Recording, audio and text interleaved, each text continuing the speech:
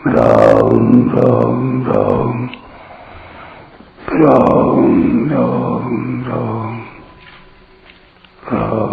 राम राम नारायण नारायण। संबंध।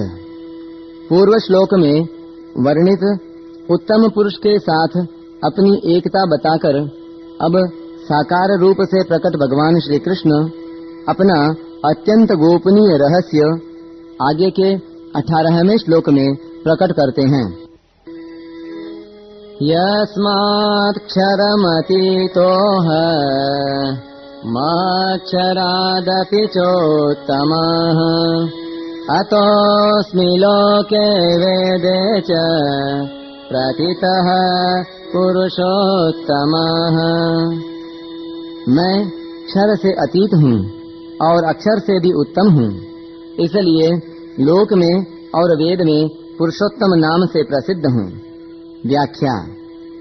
यस्मात् क्षरमतीतोऽहम्, इन पदों में भगवान का यह भाव है कि क्षर यानी प्रकृति प्रतिक्षण परिवर्तनशील है और मैं नित्य निरंतर निर्विकार रूप से ज्यों का त्यों रहने वाला हूँ, इसलिए मैं क्षर से सर्वथा अतीत हूँ।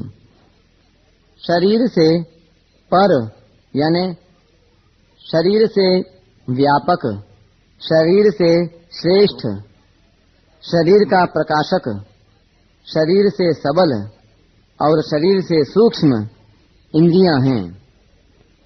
इंद्रियों से पर यानी श्रेष्ठ मन है और मन से पर यानी श्रेष्ठ बुद्धि है।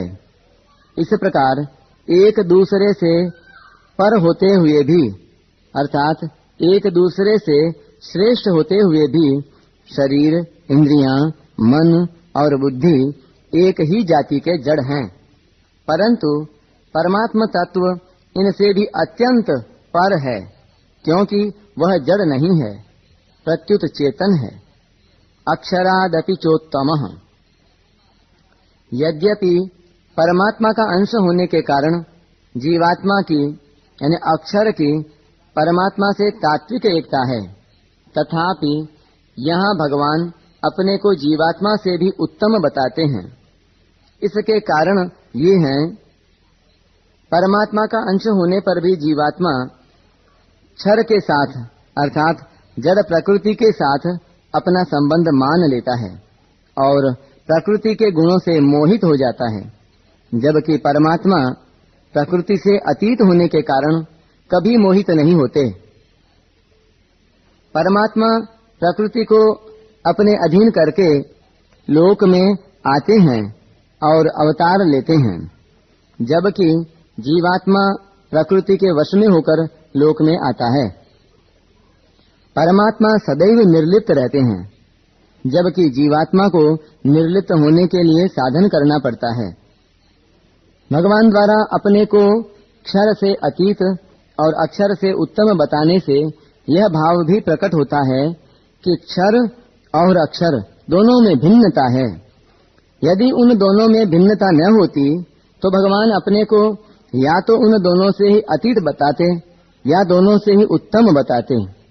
अतः यह सिद्ध होता है कि जैसे भगवान क्षर से अतीत और अक्षर से उत्तम हैं, ऐसे ही अक्षर भी क्षर से अतीत और उत्तम है। अतोऽस्मि लोके वेदे च प्रथितः पुरुषोत्तमः।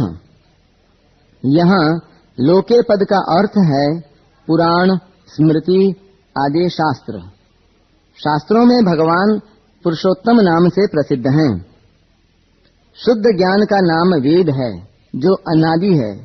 वही ज्ञान आनुपूर्वी रूप से ऋक, यजुः आदि वेदों के रूप से प्रकट हुआ है। वेदों में भी भगवान पुरुषोत्तम नाम से प्रसिद्ध हैं। पूर्व श्लोक में भगवान ने कहा था कि क्षर और अक्षर दोनों से उत्तम पुरुष तो अन्य ही है। वह उत्तम पुरुष कौन है, इसको बताते हुए भगवान यह रहस्य प्रकट करते हैं कि वह उत्तम पुरुष पुरुषोत्तम मैं ही हूँ। विशेष बात, भौतिक सृष्टि मात्र क्षर है यानी नाशवान है, और परमात्मा का सनातन अंश जीवात्मा अक्षर है, यानी अविनाशी है। क्षर से अतीत और उत्तम होने पर भी अक्षर ने क्षर से अपना संबंध मान लिया। इससे बढ़कर और कोई दोष, भूल या गलती है ही नहीं। क्षर के साथ यह संबंध केवल माना हुआ है, वास्तव में एक क्षण भी रहने वाला नहीं है।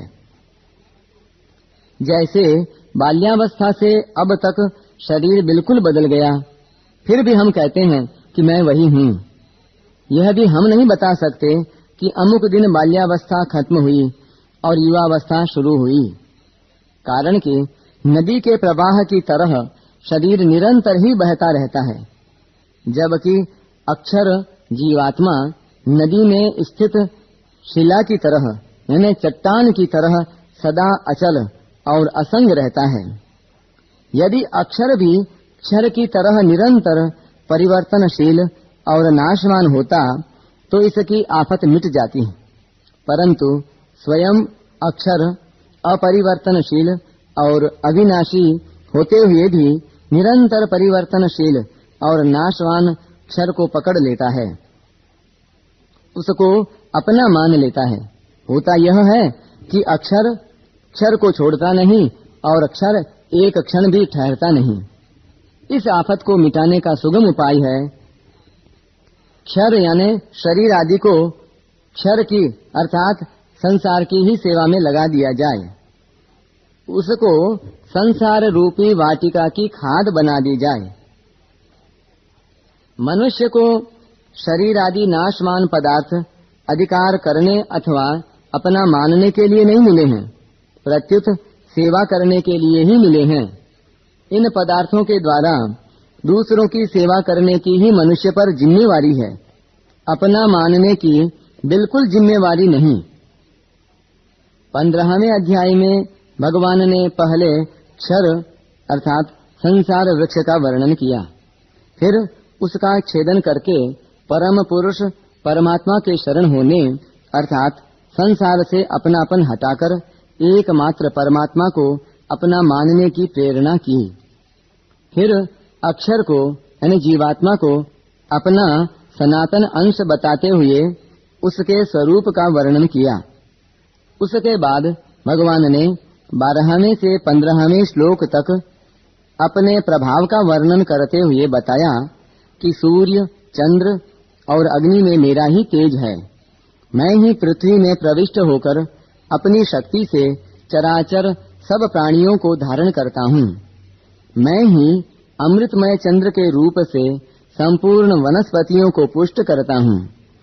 वैश्वानर अग्नि के रूप में मैं ही प्राणियों के शरीर में स्थित होकर उनके द्वारा खाए हुए अन्न को पचाता हूँ। मैं ही सब प्राणियों के हृदय में अंतर्यामी रूप से विद्यमान हूँ। मेरे से ही स्मृति, ज्ञान और अपोहन होता है, अर्थात भ्रम, संशय आदि दोषों का नाश होता है। वेद आदि सब शास्त्रों के द्वारा मैं ही जानने योग्य हूँ और वेदों के अंतिम सिद्धांत का निर्णय करने वाला तथा वेदों को जानने वाला भी मैं ही हूँ। इस प्रकार अपना प्रभाव प्रकट करने के बाद इस श्लोक में भगवान यह गुह्यतम रहस्य प्रकट करते हैं कि जिसका यह सब प्रभाव है वह क्षर से अतीत और अक्षर से उत्तम पुरुषोत्तम मैं साक्षात साकार रूप से प्रकट श्री कृष्ण ही हूँ।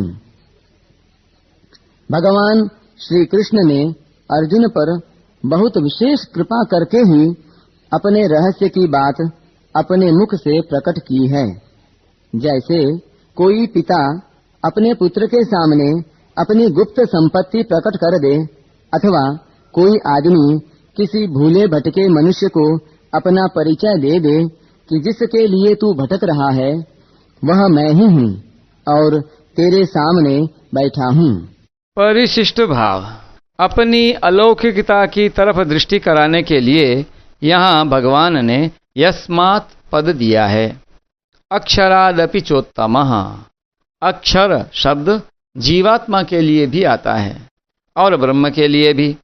अक्षरम ब्रह्म परमम, यह शब्द सब जगह चेतन का वाचक ही आता है, जड़ का वाचक कहीं नहीं आता।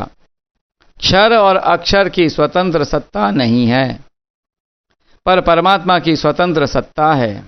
क्षर और अक्षर दोनों परमात्मा में ही रहते हैं, परंतु अक्षर अर्थात जीव क्षर के साथ संबंध जोड़कर उसके अधीन हो जाता है।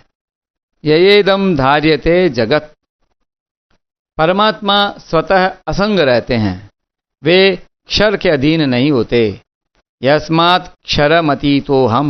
इसलिए परमात्मा अक्षर जीव से भी उत्तम हैं। अगर जीव जगत के साथ संबंध न जोड़कर उसके स्वामी परमात्मा के साथ संबंध जोड़े तो वह परमात्मा से अभिन्न आत्मीय हो जाएगा। ज्ञानी त्वात्मैव मे मतम। मुक्ति में तो अक्षर स्वरूप में स्थिति होती है, पर भक्ति में अक्षर से भी उत्तम पुरुषोत्तम की प्राप्ति होती है। स्वरूप अंश है, पुरुषोत्तम अंशी हैं।